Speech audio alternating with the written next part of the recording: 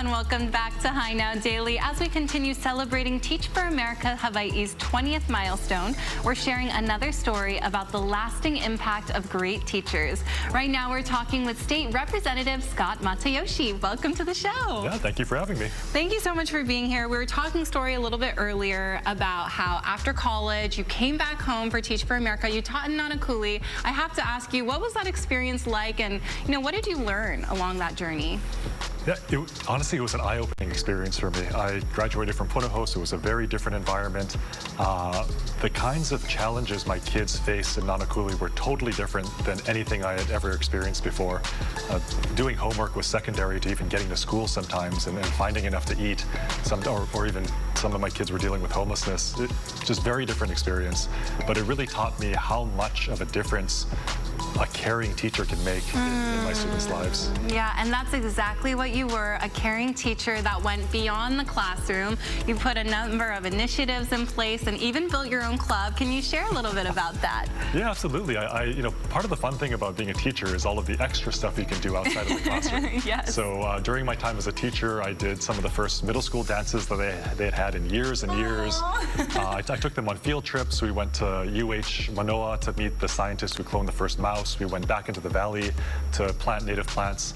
But one of my proudest achievements was creating the Peacemakers Club, which was a club where kids would promise to walk away from fights happening on campus. And I created a game room with air hockey, Guitar Hero, video games, so that give them a safe place to go both during fights and also during lunch, before school, after school, recess, where they could just be kids again. Oh, I really love that. And I'm sure, when a room is full of games, fun, interaction, only good things can come of that. So that's wonderful.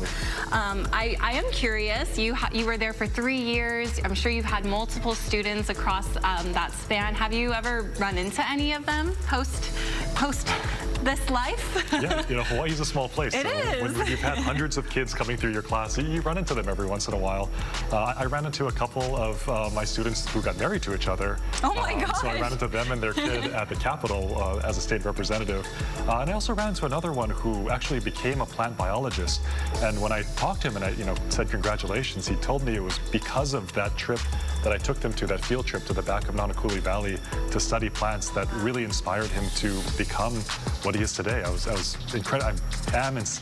and still am incredibly proud of him. Yes, proud teacher moments are the best, right? When Absolutely. You see them thriving in their real lives post-grad. So wonderful. I do have to ask you, being in a being in a classroom and as a teacher, I'm sure there's a lot of life lessons you've learned. What are some of those life lessons, and how do you apply it to what you currently do today? Teaching 12-year-olds is tough. I was a 7th grade science teacher, but that gave me an incredibly high stress tolerance, for better or worse, which has come in handy both at the Capitol and as an attorney. Leadership is something that being a classroom teacher taught me. If you're not a strong leader in your classroom, you can ask any teacher, your classroom is just going to be impossible to teach. And a lot of the life lessons, just being able to take a complex issue and breaking it down into a concept that a 12-year-old can understand, has been incredibly valuable throughout life, both as an attorney explaining things to judges or juries, to explaining complex policy to my constituents.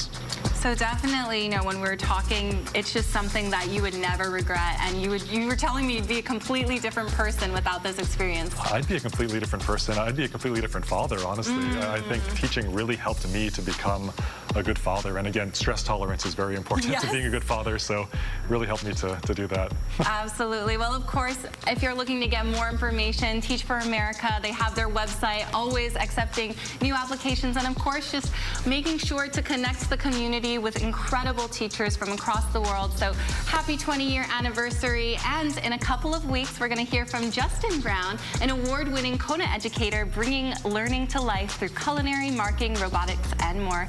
Scott, thank you so much for being here. And of course, we'll have all of that information up on our website. You're watching Hi Now Daily. Make sure you stay with us. We got so much more coming right up.